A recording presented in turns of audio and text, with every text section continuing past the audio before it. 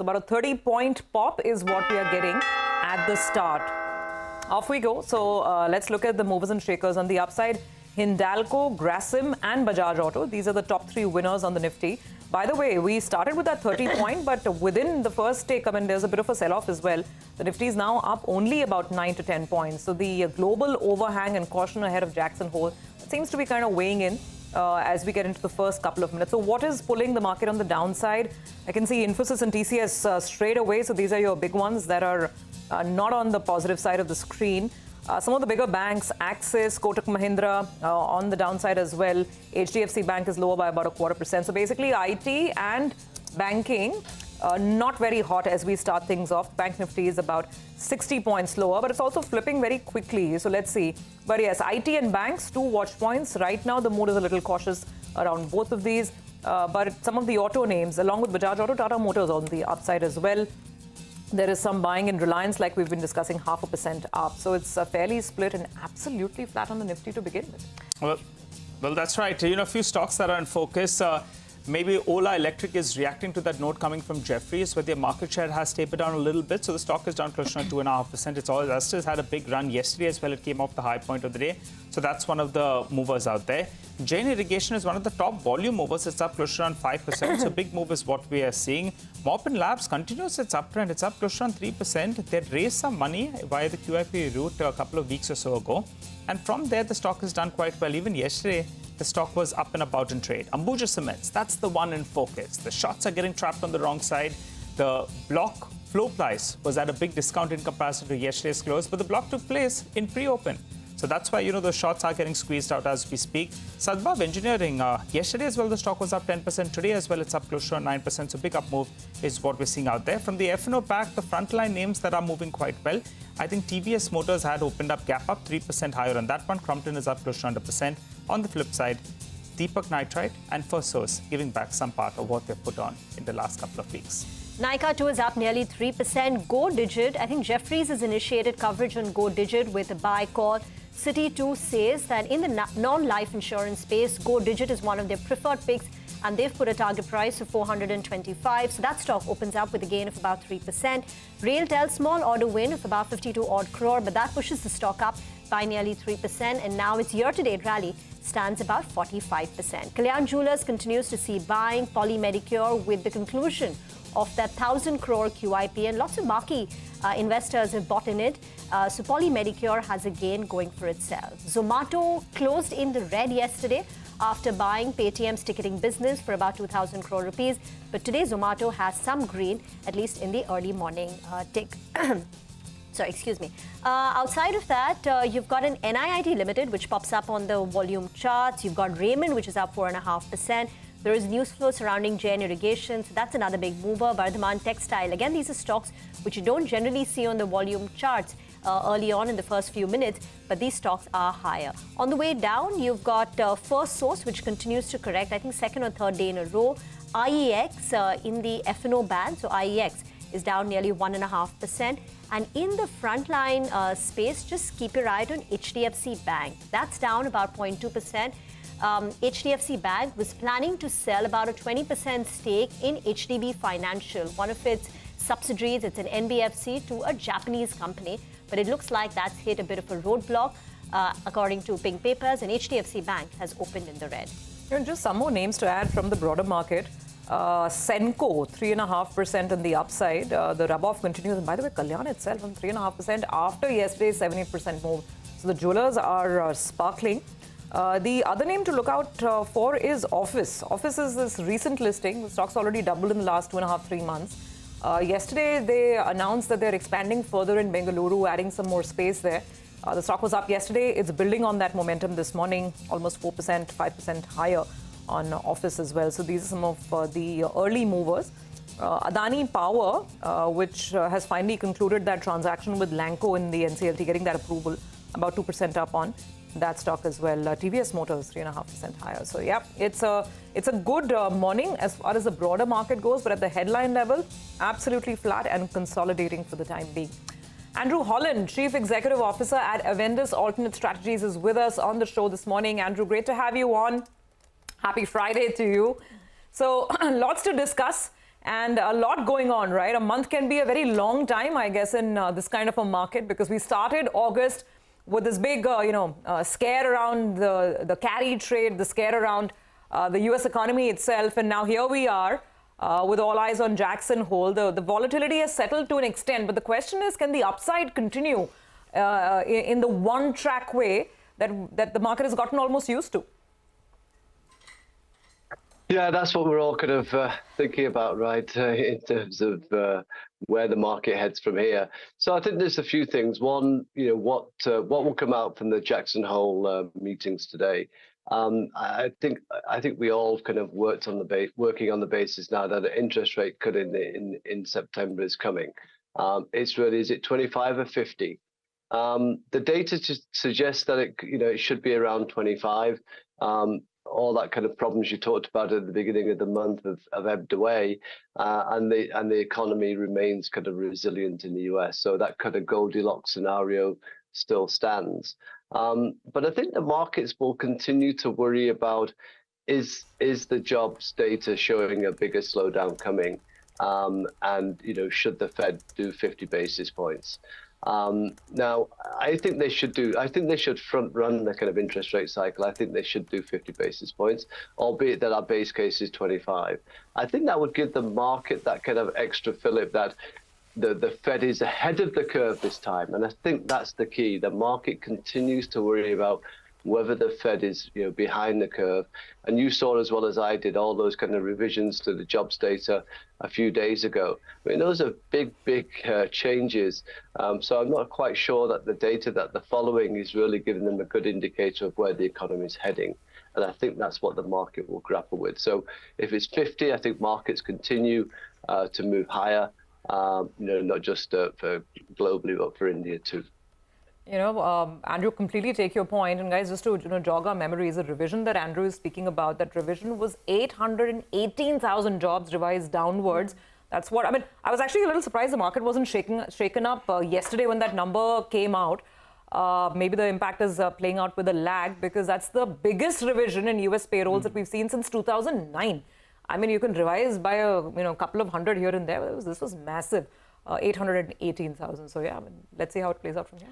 Well, right now, at least, the Fed CME tool suggests a 25% probability that we will see a 50 basis points rate cut in the September 17th to 18th meeting. Andrew, morning. So what's the best way to construct a portfolio in India now? Because it appears the easy phase of money making is behind. Markets have been consolidating for the last couple of days. There are voices which suggest that mid and small cap, and you're in that camp too, that valuations have just gotten a bit overheated when it comes to the broader market. And it's time now to perhaps focus on, making money, but also preserving capital and, diminishing the kind of risk you take to make that money. So what's the best way to construct a portfolio in India? Well, I mean, obviously, the way we think about it is that, we continue to play on the themes that we think will, play out over a longer period, because that's where you're going to continue to see the earnings momentum, not just for the next 2 quarters or 3 quarters, but for the next 2 to 3 years. So again, that falls under that defense, renewables, CapEx spending kind of scenario. So I think, as soon as those orders start to be awarded, I think you'll see in the next fillip upwards for these share prices. But the other trends which we talked about before, the electronics manufacturing sector, hospitality, and premiumization in beverages, those are themes that are just not going to go away from you over the longer period. So that's how I'd kind of look to construct the kind of more longer term long-only portfolio, and then look for opportunities which the market presents you in terms of you help get the momentum going. So if the interest rate cycle is now starting to fall, it should be good for our banking sector in India if the RBI follows suit. And of course, we'll all be thinking about October at that next interest rate policy meeting, whether we could see a kind of reduction in interest rates here in India. And that would be, I think, the fillip for the banking sector to move the index higher. And it's a big weightage, and it's done absolutely nothing for a very long time. So I think whilst our patience is wearing out a little bit for the sector to perform, this could be the catalyst for the sector. So that's a kind of a more longer term, but shorter term kind of catalyst for the banking sector. All right. Hi, Andrew. Good morning. Good to see you, and as always. And from the banking space, preference would lean towards the private, or you still believe the PSUs have something to offer? No, I think if you're taking the view that interest rates will fall, that's going to be good for a lot of the banks in terms of their bond holdings and M2M. So that falls both for the private and the PSU bank. So I think if you're playing this, you play the whole sector in the short term, and then see which ones have outperformed, and then do your kind of reallocation between private and PSU banks.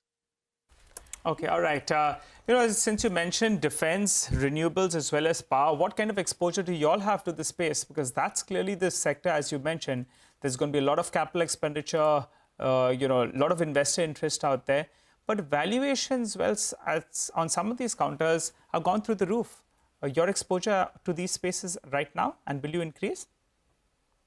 No, I mean, we've reduced, obviously, because of what you've said. I think the next catalyst, as I mentioned previously, will now be the awarding of more contracts. And I expect that will happen from probably kind of next month onwards to the end of the year. And I think that's going to be the next leg.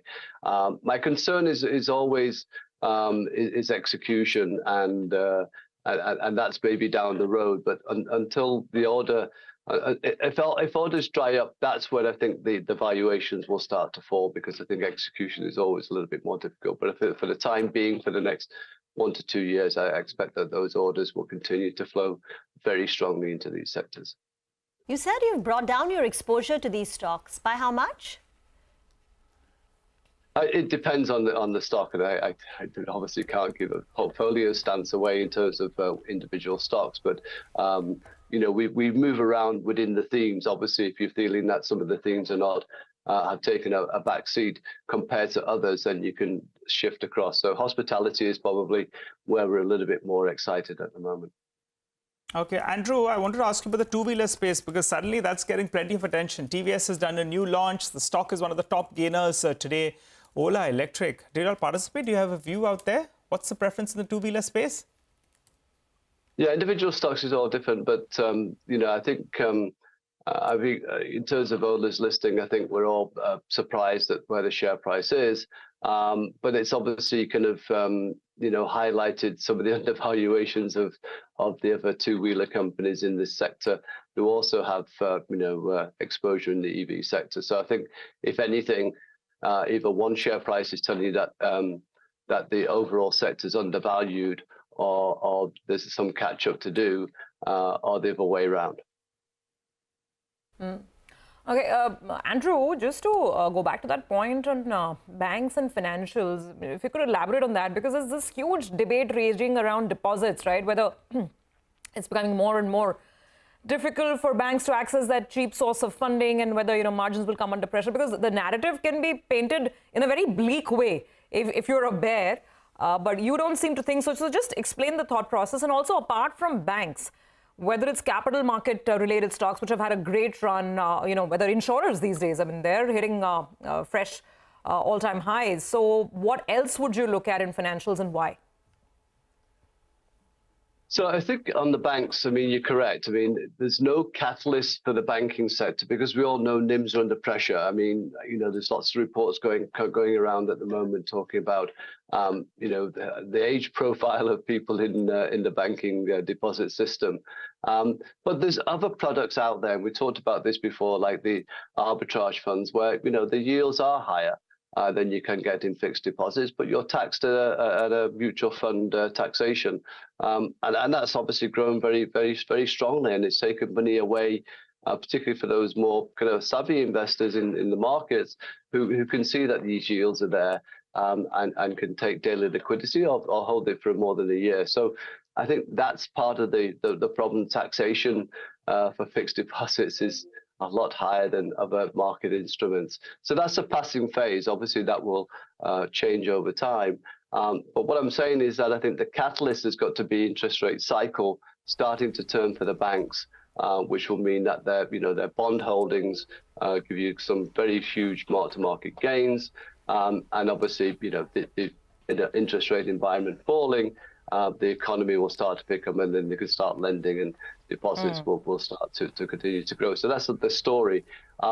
I like this story better than like the other stories in terms of insurance or asset management companies. I think they've all had a great run. Okay. Got it. Understood that point. Andrew, great chatting as always. Thank you so much for joining in. You have a good Friday and a good weekend ahead as well. We look forward to the next call soon. Well, speaking of financials, let's focus on one company from that space. Muthoot Finance is the one that we have our eye on. Now, Muthoot reported, a strong growth in assets under management in the first quarter. But there are some issues around asset quality. And then, of course, the larger question is how much more growth, looking at what's happening in the gold markets as well. We have with us Mr. George Alexander Muthoot, MD of Muthoot Finance. Great to have you, sir. Thanks for joining us this morning. So, I want to start right there because while growth has been phenomenal, and tell us how much of that is just organic growth and how much the impact because some of your rivals are dealing with regulatory issues. So just tell us that. But I think the bigger question the market has is this deterioration in asset quality. And for the benefit of our viewers, let's just pull up the gross NPA levels data. Because at the end of the first quarter, GNPA is now reaching 3.98%. That's almost coming up to 4%. Quite a bit of that is actually because of the MFI business. Let's put up the MFI numbers as well if we can. For Belstar MFI, the gross NPA level has moved to 2.36 versus 1.62 in the previous quarter. So we need to understand, sir, what's happening with asset quality. Is it only MFI? Is it elsewhere? And what can you guide on this? Okay, thank you and good morning. So we are both on the same track when we say growth is there. We have seen good growth in the assets under management. I'm talking about the gold loan business. The gold loan business, the gold loan growth has been quite good. First quarter, there was a growth of 11% in the gold loan business alone. So that should be a good growth. And we see continued momentum on that in the coming months also, these months also. So we are on track for a good performance this year. So about you are concerned, or rather there were some concerns relating the asset quality. The 3.99 gross NPA you see is 99% on the gold loans business because gold loan constitutes about 80,000 crores. The MFI is only 10,000 crores. And the deterioration in the asset quality in the MFI is only 0.3% or 0.4%. That's insignificant.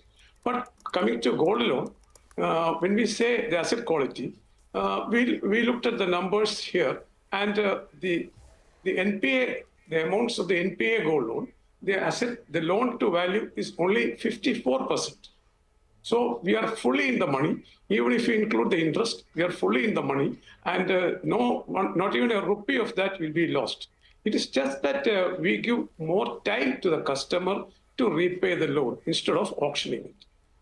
The option for us was when it becomes an NPA, because after 90 days or 1 year, it becomes an NPA. So we are actually helping the customer, rather supporting the customer and probably giving him some more time. So if you give 3 or 4 months time, many of them will come and take back. These loans are not old loans. These are all changing. So every time you see the NPA number, is a new number. Those you see as NPA now, after 3 months, it becomes closed. It is just that we are supporting the customer. So understood your point, but I must ask you a little more on this. Now, your provisions have also moved up. So clearly you're sensing, is there no rise in provisions? The rise in provision is because NPA, whenever there's NPA, we have to show a rise in provision. But of course, there's a standard asset provision also, because the loan growth has also been 8,000 crores this year. So on that also, there's a standard asset provisioning. So both are the provision.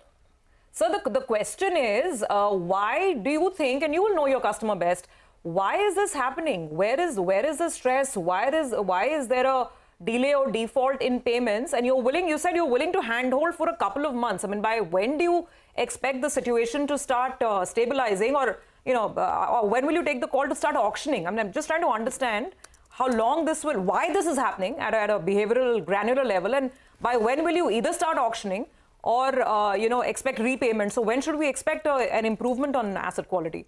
See, the asset quality has not changed. It is only the NPA, these are technical NPAs. The asset quality is still good, 100%, 110% good. So there is nothing wrong with the asset quality. It's only that we are giving more time. See, we would like to support the customer. And why do people insist that we should auction the gold quickly? Why you want to auction the gold? Customers' gold, these are all ornaments. These are lifelong savings of the people. If you can, give them more time. So we have been giving them time. We have never faced any problem with that. So if we at any time we want, we can auction all the gold. But then it will be, and we'll have to refund money to the customer because we are having too much of collateral. So if you get 100 rupees and our total dues is only 90, we have to return the 10 rupees. And the customer will ask, why did you auction my gold? We are in the money. You could have given me a little more time. That is exactly what we are doing. See, that is why customers take a gold loan. They get little more time. It is not an EMI loan. So when they have some issues, they have some cash flow problems. That is why they're taking a gold loan. And if it extends, we give them more time. 3 months, 4 months, 5 months. After that, they'll come and take. Even if they don't take, we auction.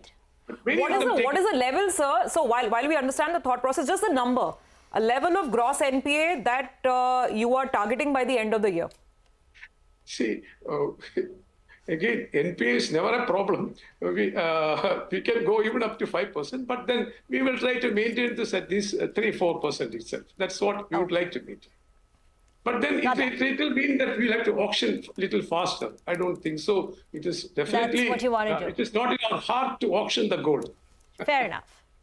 Got that. So I just want to get back to the point about growth now. So you're saying in Q1, you had an 11% quarter-on-quarter revenue growth and 25% on a year-on-year basis. You're saying growth rates have continued in July and August. So for the full year, do you think we can anticipate a 20% kind of an AUM growth? And secondly, I think you've been on record with some of the investors saying competition has come down in the market. So could you elaborate on that? So, RailTel, we have been always giving guidance for 15% growth. Over the last 7-8 years, we have always been giving guidance for 15%. Quite often, we are able to do much better.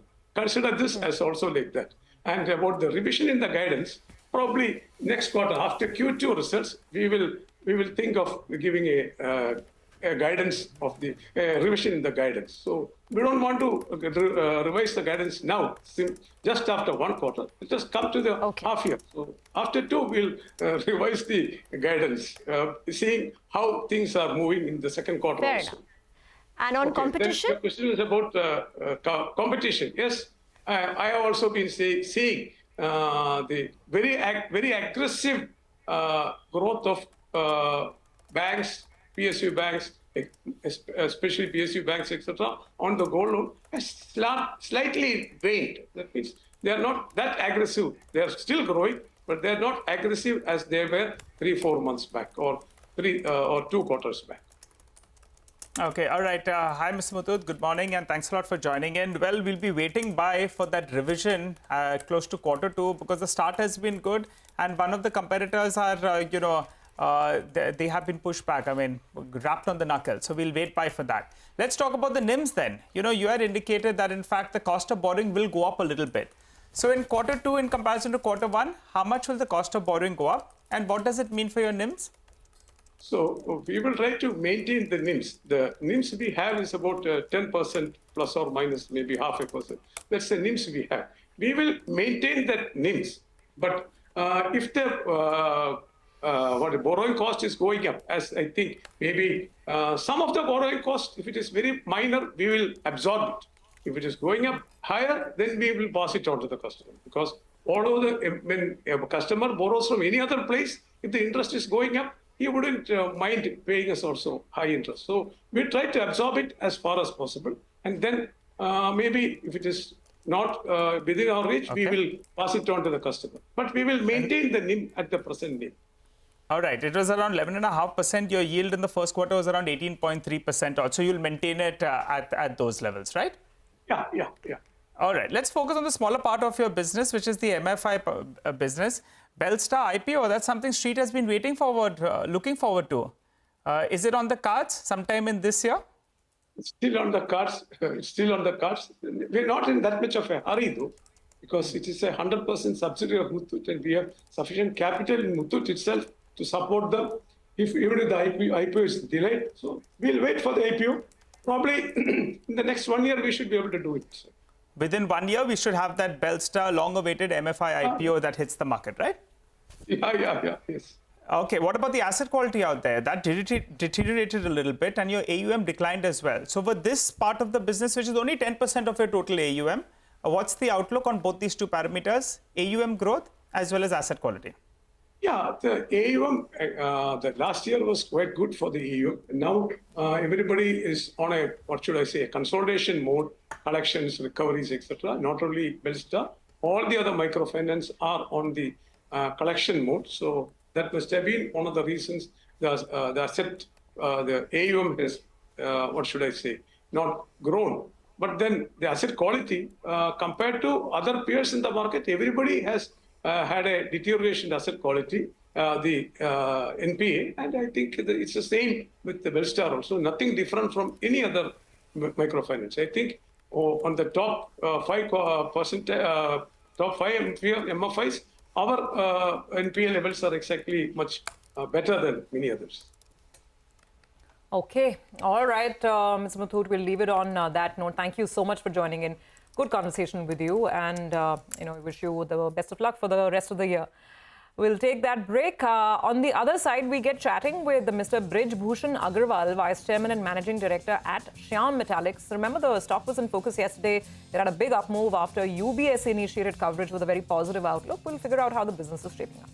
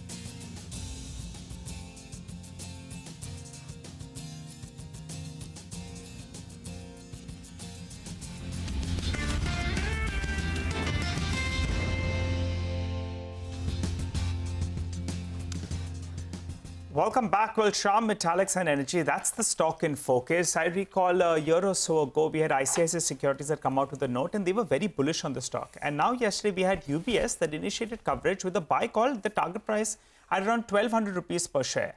The brokerage has factored in a whole host of factors, and that's how they come out this price.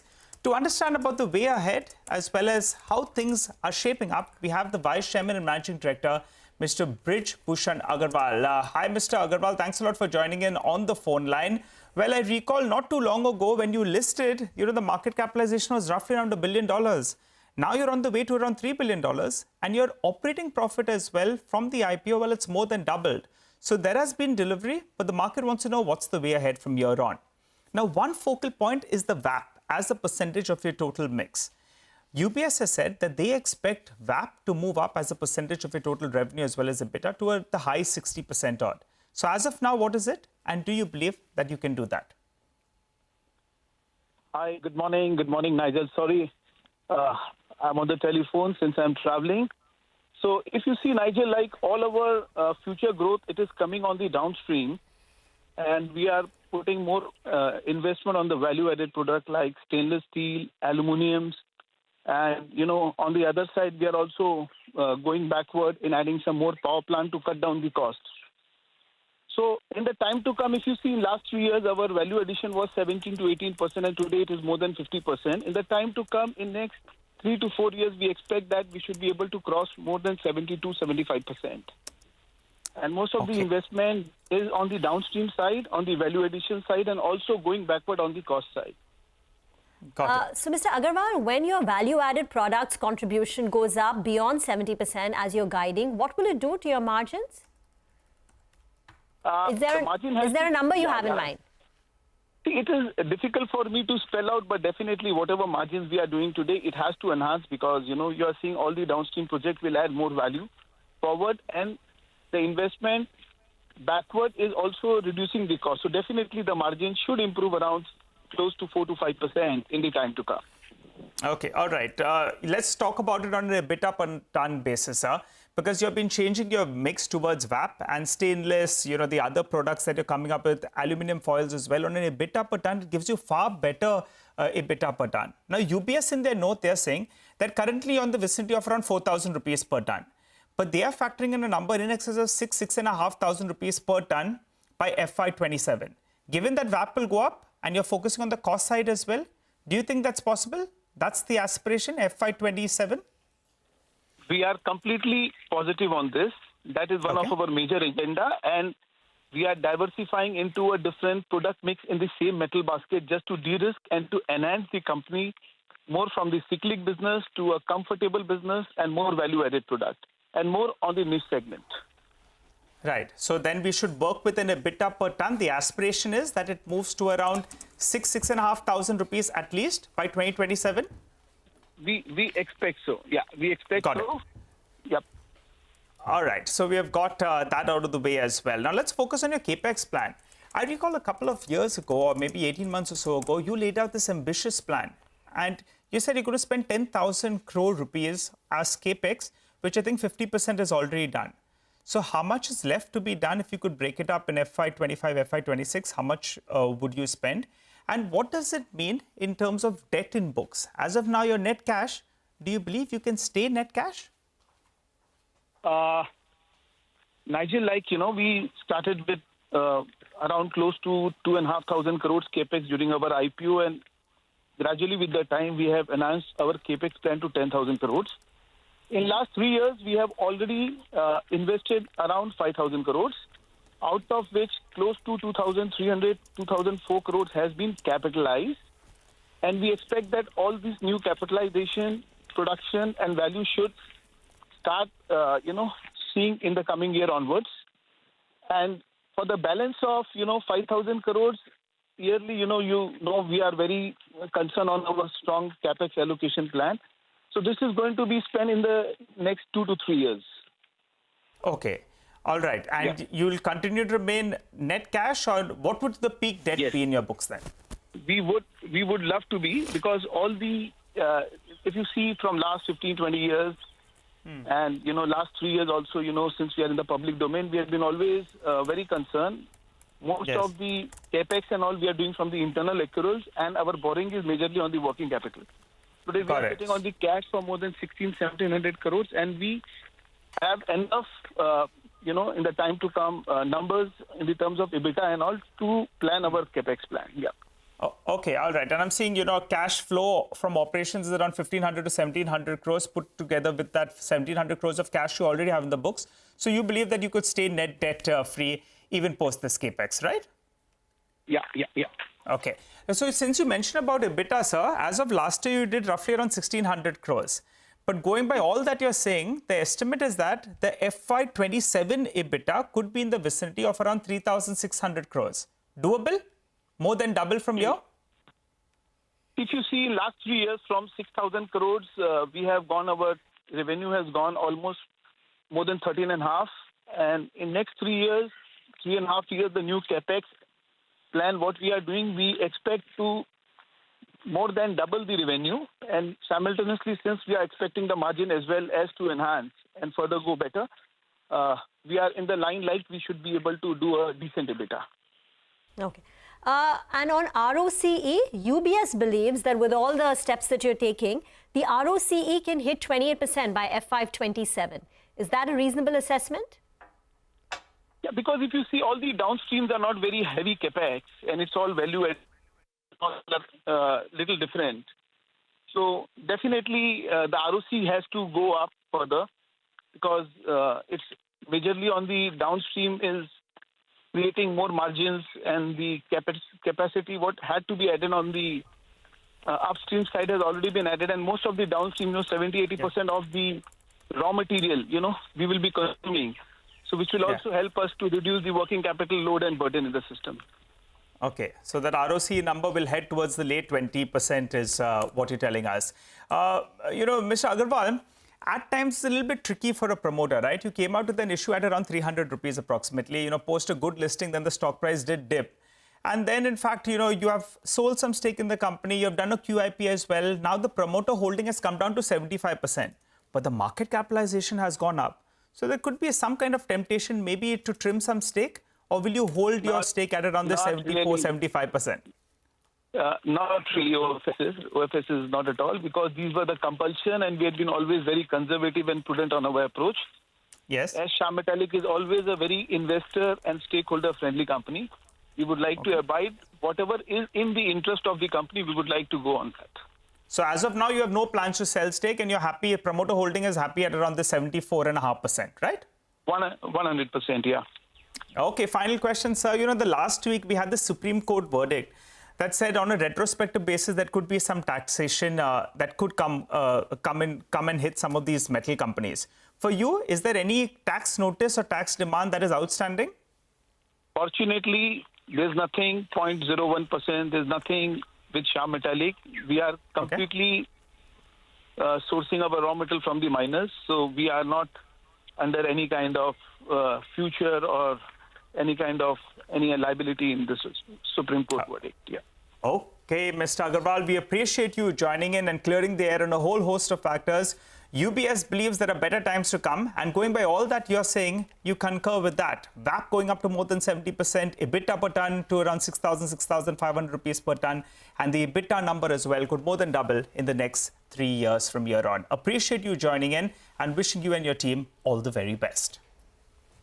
Okay, let's move on then to the entire aviation space, because that's clearly had wings. Most of these stocks, particularly Interglobe Aviation, has done very well. To talk more about it, we now have with us one of the regional players, Flive 91. So they're a regional player which is based in Goa, and Manoj Chako, the MD and CEO, and he himself is an industry veteran. He was the former VP of Kingfisher Airlines. He now joins in, and a couple of months back, they started commercial operations, and they're slowly and steadily expanding. Mr. Chako, thank you very much for joining us on the show. We've seen very strong tailwinds for the entire industry in terms of the number of customers, people who are flying now. Crew prices have come down, but supply has been a bit of a constraint. SpiceJet has been looking to raise some money. Can you lay out, when you decided to start this business, what is it that you thought in terms of the opportunity for you? Sure. So in terms of opportunity, the way we kind of saw it is, India is obviously one of the fastest growing aviation markets in the world. At this point of time, last year we had close to 150 million passengers that flew domestically, about 120 operational airports. We're going to go up to about 200 operational airports in the next, couple of years. And India is still a very constrained market in terms of the number of people traveling versus the supply that exists in the market. While there's a lot of capacity available between core sectors in India, which is really the big metros and the next level of cities, there's a huge gap in regional connectivity. So today you have less than 3% of seat capacity actually being deployed onto the tier 2 and tier 3 cities. And that's really where the headspace is. Like if you look at India today, we have just about 750 aircrafts, and that is less than possibly what the largest carrier in the US has got. So the headspace is huge. The growth is phenomenal, and we clearly see an opportunity to connect, the smaller towns and cities in India. That's really what got us going on this particular journey.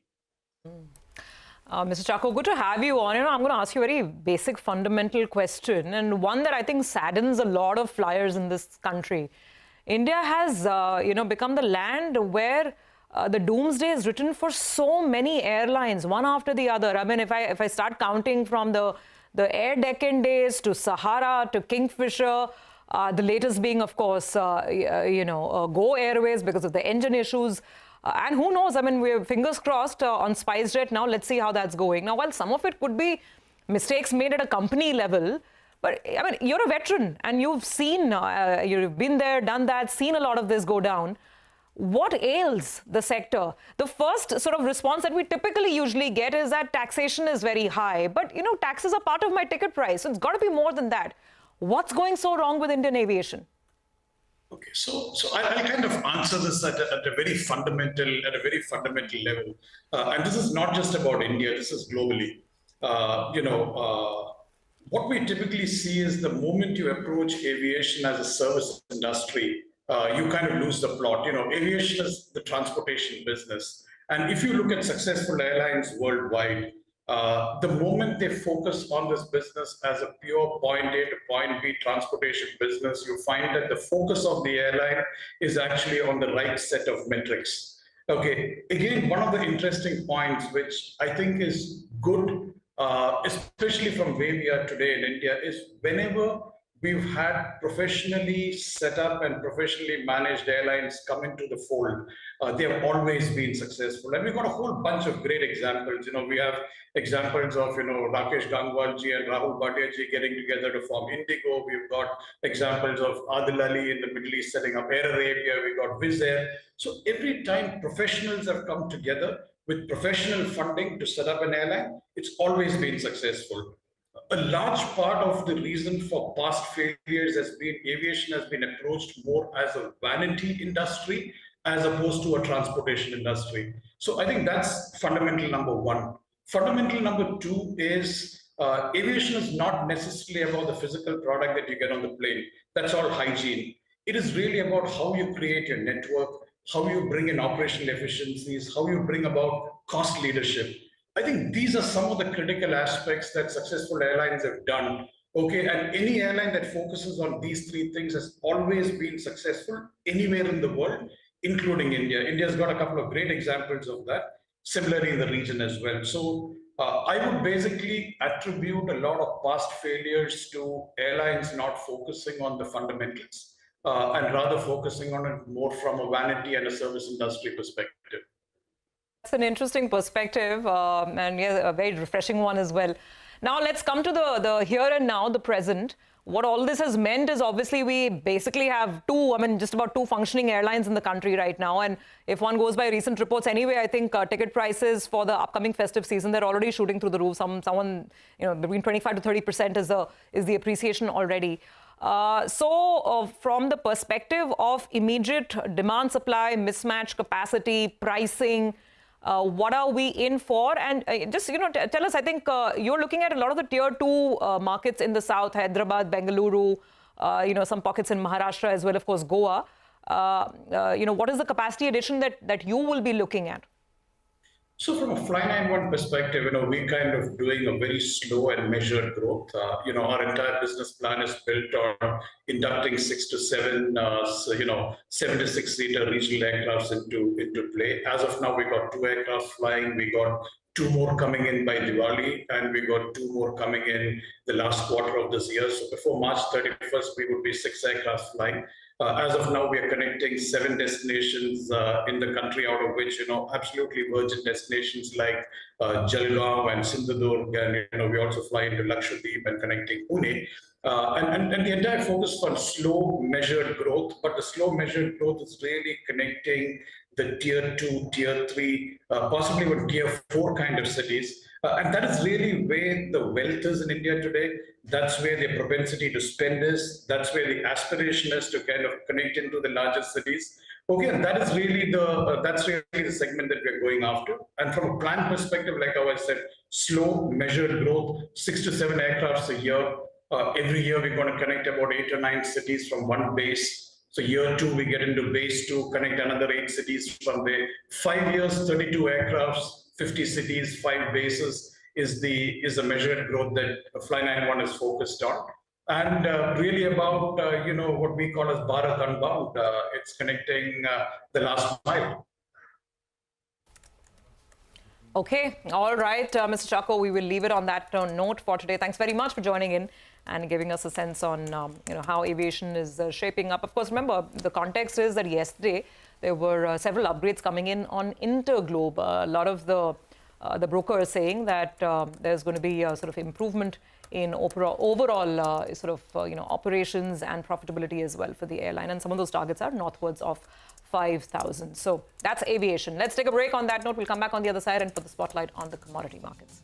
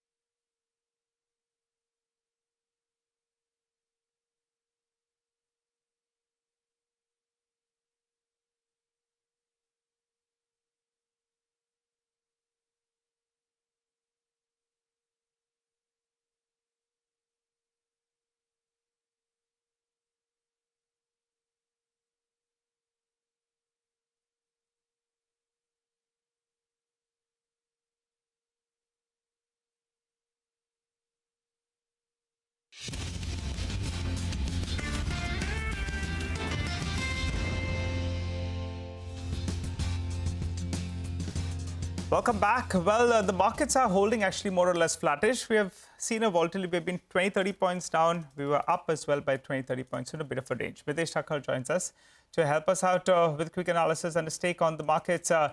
Mitesh, as flat as can be, so I think we'll focus on a couple of stocks. Tell us what you have for us. Yeah. Nigel, a buy on Dabur and Hero Motors. I think, the two-wheeler space is doing very well. We have seen good action happening on the charts of Bajaj as well as TVS. Hero Motors is also showing some positive traction. So buy here with a stop below 5,325 and a target of 54.50, 54.70 to begin with, and then maybe even higher levels. And the other one is a buy on Dabur. That's another stock which is showing good positive traction on the intraday chart. So could see upside momentum. Buy here with a stop at about 636 for targets of 665.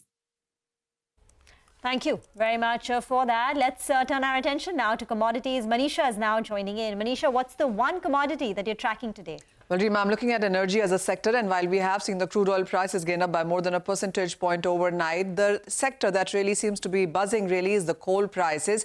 Well, that one is trading at an 8-month high. The month of August has been quite positive for coal prices, and we have seen prices gain up by almost 2.5% in a matter of last two trading sessions. So we're holding above $145 a ton. The new China coal capacity approvals have declined by 80% in 2024. That does show you that the investment and focus towards renewables is on the higher side, but this also has led to the coal imports within China continue to increase. So when you look at the month in the previous one, we have seen a higher gain onto that one. The first half of 2024 until now has seen China seaborne coal imports up by nearly 11% there. The global coal demand is expected on the higher side. There has been statements from IEA suggesting that while 2023 was a record global coal demand, 24 and the year 25 as well, we'll be looking at steady demand of growth going forward there. If you look at the previous year, we've seen very strong number at around 408,415 million tons of global coal demand going forward there. In the Indian markets as well, while the production capacity has been increasing and the renewable conversation has been quite on the higher side, this is a chart that will show you that the import numbers have kind of continued to increase here as well. Last year was a strong 261 million tons, and until now, for the first 4 months, we've seen 47 million tons of import in India for coal already happen. The last plate should show you on what we've seen in sense of prices in case of coal. We started this year with almost $131 a ton. We did see prices decline to $115. There was this whole conversation about renewables there. But at this point in time, we are trading at the higher point of the year and the 8-month highs at $150 a ton. Okay, all right. Got that. Manisha, thank you very much. So that's the commodity wrap-up. Let's move on. I mean, two of those stocks are really flying high. Remember, Nimesh, just before the opening, told us about this JP Morgan note on two-wheelers in general. In specific, they, I think, called out for Bajaj Auto and TVS. Look at the stocks rev up, Nimesh. Just go back and revisit that call, please. Well, so, the two-wheeler stocks are buzzing in trade largely on back of the JP Morgan note, where they've upgraded TVS Motors to overweight from neutral, and they've raised the target price there to 3050. Even UBS has today put out a note on TVS Motors, and they've raised the target price to 3200. So UBS is the most aggressive in terms of target price on TVS Motors. Even on Bajaj Auto, JP Morgan has raised the target price to 11,225, and they have an overweight stance. However, they've downgraded Hero Motor to neutral now, and they have a target price there of 50 to 30, and they remain cautious on Eicher Motors with a neutral rating and a target price of 4110. But on the industry, they believe, the JP Morgan believes that two-wheelers is a more attractive segment, and they expect the growth in two-wheelers to outpace the PV growth, at least in the near term. Electrification is progressing, but not at a faster pace, which means that there won't be any margin pressures, at least in the near term, for the incumbent players.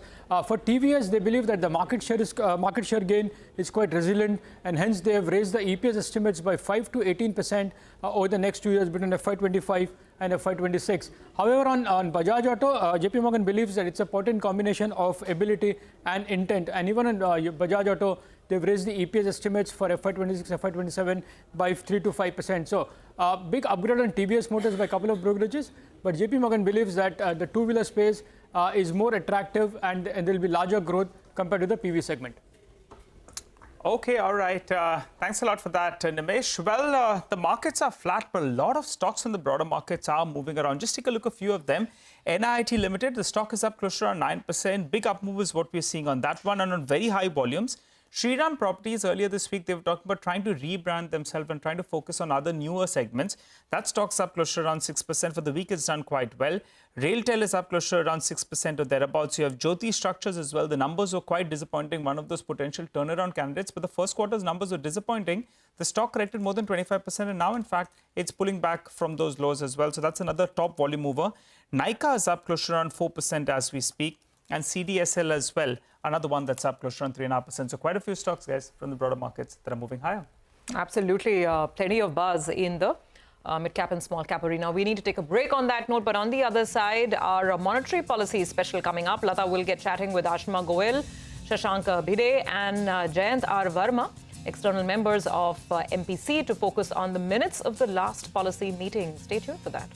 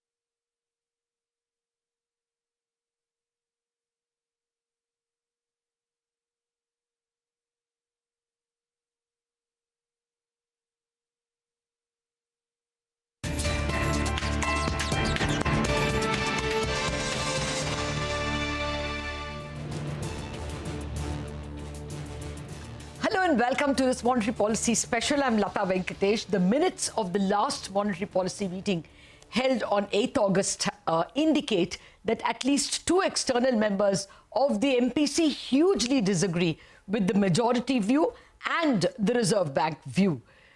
Dr. Jayant Verma and Dr. Ashima Goyal argue quite strongly, according to the minutes, that India's potential growth is probably higher. In fact, Jayant Verma says it is 8%, and that the restrictive rate policy of the Reserve Bank, high real rates, is actually slowing the economy. Dr. Goyal extremely strongly suggesting that high real rates can create social tensions and lower jobs.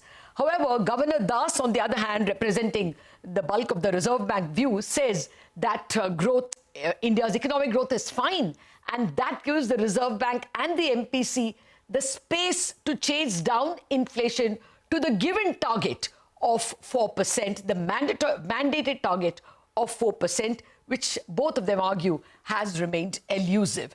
So clearly, those are the 2 opposing sides. To take the discussion forward, I'm joined now by the external members, Dr. Jayant Verma, Dr. Shashank Bhide, and Dr. Ashima Goyal. Gentlemen and Ashima, thank you very much for joining us on the show today. This is the last of the MPC meetings that you will be members of, so this conversation becomes special. Let me start with Ashima. Ashima, you're arguing that the restrictive policy, that is the very high difference between repo rate and the current inflation working out to over 2%, maybe 2.1%, is likely to spark even social tensions and lower jobs? No, I'm saying that we need to grow at our potential. Our potential is higher. We need to increase the rate of job creation to the maximum that we can. And therefore, monetary policy should not be reducing the growth below its potential. Mm-hmm. That's important. No, the natural, interest real rate argument presented in the July bulletin is that, the country's potential is actually 7%. So, you can't really argue, going by that argument, that we are below potential at this point in time. No. So there are a lot of controversies about measuring potential growth and the equilibrium real rate. And I've given some arguments why the RBI has not included some factors related to the structural growth transition path we are on. That would actually reduce the equilibrium real rate. But the argument I'm making is that, all right, estimation is difficult to agree with, but just look at the outcomes. Like if core trend inflation is downwards, it's at 3% core inflation, below the target, right? That means that we are not at potential. We can grow faster without raising inflation. Yes. I take your point that core inflation is one parameter that is indicating that perhaps growth isn't very good. But if you look at a whole host of other parameters, including PMI, including GDP numbers up to the last quarter available, it gives a slightly divergent picture. I'm coming back to you in a minute. Dr. Verma, you are arguing that the whole idea of potential growth at 7% is wrong, underestimated. Absolutely, because we are at the stage of our economic growth where we need to grow much faster and we have the ability to grow much faster. We have to recognize that we are at the stage, in the demographic cycle where a very large number of young people are entering the workforce every year. And this demographic the demographic benefit for us will last for another decade or more before the demographic transition reverse and so on. At this point where so many people are entering the workforce, it is possible to grow in a non-inflationary manner at much higher rates because there is that workforce ready to be absorbed. And you can give them jobs without putting upward pressure on wages and input costs and so on. And the other barrier to rapid growth would have been, issues like infrastructure and so on, which again, the reforms of the last few years have addressed many of that. We have had significant investment in public infrastructure, digitalization. All of this means that the economy is capable of growing much faster. It needs to grow much faster. And I think the correct benchmark is not to look at how other economies are growing today. Today, most of the large economies are well past their demographic transition. China's population is actually declining. We got to ask the question, how fast were those economies growing when they were at the same stage of our demographic cycle? When their workforce was growing, how fast was that growing? China was growing at 11-12%. That is the growth rate that an economy is capable of when there is a flood of new workers entering the workforce. And you don't need to pay higher wages to absorb that. So that is the kind of horizon we must have. That double-digit growth is what we should aspire for. And even if we think that that would require more reforms, even the reforms that have been done already should be able to push you to 8. Okay. Well, this is an argument that keeps coming up, and the economic survey doesn't buy this argument. In fact, Ananda Nageshwaran repeatedly says we are not in the global situation that China was in the early 90s. But that argument a little later. I want to come to you with other questions on monetary policy. But first, Dr. Bhide, your overall macroeconomic assessment is that growth is fairly strong. So why meddle with it? Let's concentrate on the mandate. Is that the broad thesis? Yeah, yes. So I guess, in this meeting, also the projected growth rate is about 7%. And I think one of the things that especially I think is important is that on the supply side, I guess, we do see those bright spots, which are opportunities for raising output growth rate. But I think we should also be concerned about the immediate demand situation. And I think so the growth that has happened in the last year and probably projections for the present year also are looking at the prospects for investment growth and consumption. And I think it is important to recognize that, on both these projections, there are risks associated with that. And therefore, I think it's not the supply side alone. I think that is important looking at the growth rate. In that context, 7% growth rate appears to be fairly strong growth at this point. So I think, if we need to raise this 7% growth to 8%, I don't think the present demand conditions support that. Yeah, that would be, especially because we have a long way to go in terms of employment. But Dr. Verma, to come back to your question about this real interest rate being almost as high as 2.1, because the 1 year ahead inflation, which Reserve Bank has forecast, is 4.4. The current repo rate is 6.5. So it's effectively a 2.1 real interest rate, which you argue is too restrictive. But, when you look at financial conditions, and even when we speak to heads of corporates, which we do on a regular basis, no one complains of any tightness. Look at the way the stock markets are running away. Look at the amount of money going into F&O. People seem to be having too much money. The Reserve Bank is rightly worried about unsecured loans getting too much of attention from banks and therefore asset quality dwindling. All these don't show tight monetary policy conditions, do they? Asset markets have a logic of their own, and monetary policy cannot be hostage to asset markets. Asset markets are swayed by global factors, and there is a global, risk-on appetite at this moment, which is driving asset prices across the board, across multiple countries. Now, that does not tell us anything about whether monetary policy is restrictive or not. The question is that we have to ask is what is happening on private sector capex? If the situation is so bullish, why is private sector capex not happening? For the last more than a year, the thought has always been, private sector capex will happen next quarter. It's there it is just there on the horizon. And we have been waiting for Godot. We have been waiting for 4 quarters, 6 quarters. It has not happened. And at some point, as I state in my, in my statement, hope is not a strategy. You can't just keep hoping that capex will revive. You got to ask the question, yes, what are the conditions required for that capex to happen. And the condition required for that capex to happen is that demand has to be there and capital has to be sufficiently attractive. And a very high real rate makes capex unattractive to the corporate. And if demand is inadequate, that also does that. And restrictive monetary policy is one of the things driving demand as well. You know, when your EMI goes up, every rupee that your EMI goes up is 1 rupee less available for consumption. And if we think that demand is deficient, that the economy requires very large fiscal support because private demand, you know, the private consumption expenditure is not growing, then we have to ask, what have we done? Is monetary policy part of the problem? And I think we have to at some stage ask whether monetary policy is too restrictive.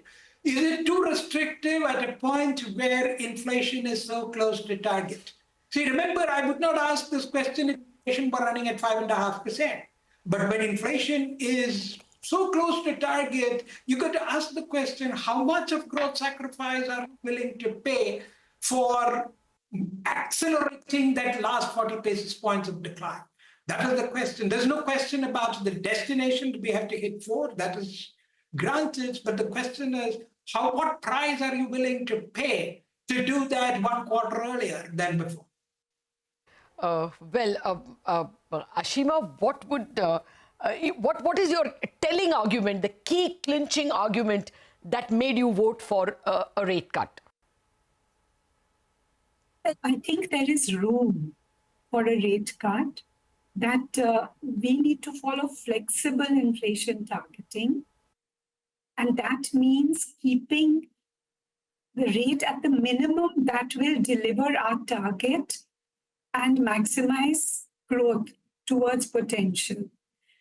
And this is the principle underlying the kind of coordination we've had, which has delivered very effective, made India one of the fastest growing, largest economies, the most stable macro in the last 3 years. The government is taking enough supply side action to help the RBI keep inflation approaching its target within the tolerance bands. Yeah. And this, like Shashank was saying, that the demand is not enough to give 8% growth. Now, you know that the elasticity of demand is very high in India because we have so many young people who are buying houses and have to equip them with consumer durable on credit and so on. And you might say that financial credit is booming, etc. But then the RBI is doing something very clever, which is to target areas where credit is growing too high with prudential regulation, No, but I agree with you that you don't have to hike rates to bring down unsecured credit or one specific area. But at the same time, the very fact that unsecured credit is booming, the Reserve Bank had to come down heavily on even P2P lending. These anecdotal evidence don't give the sense that the economy is tight, does it? It seems to give the impression that more credit is available than people can pay back. No, so this is, as I said, the interest elasticity of demand is very high. If the real rate is reduced, it will increase demand further. And it so happens that given our structure, monetary policy affects demand more because the other thing is the budget deficit is conservative. It's on the fiscal consolidation part. So the excess demand stimulus from government is going down. And so there's space for monetary policy to support demand more. And we're not using that space. So we are restraining growth. Demand is not enough to take our growth to 8%. Growth has come down 1% compared to what it was last year. Yeah. And this last Q1, there's been a lot of signals of softness. We saw with the US Fed also, when you ignore sort of signals, negative signals, you can be faced with a big event. Well, on the US, things are still a little murky and we will have to wait to see how the August payrolls look like. But I have to take a mandatory break. Thank you very much, Ashima Goel, Dr. Verma and Dr. Bide for joining me. After the break, it'll be time for Chartbusters.